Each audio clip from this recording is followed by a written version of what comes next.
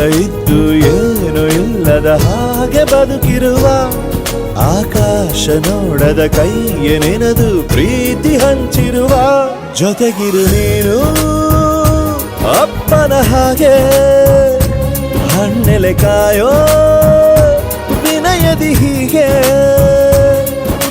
ನಿನ್ನನು ಪಡೆದ ನಾವು ಪುನೀತ ಬಾಳು ನಗು ನಗುತ್ತಾ ಬೊಂಬೆ ಹೇಳುತ್ತೈತೆ ಮತ್ತೆ ಹೇಳುತ್ತೈತೆ ನೀನೇ ರಾಜಕುಮಾರ.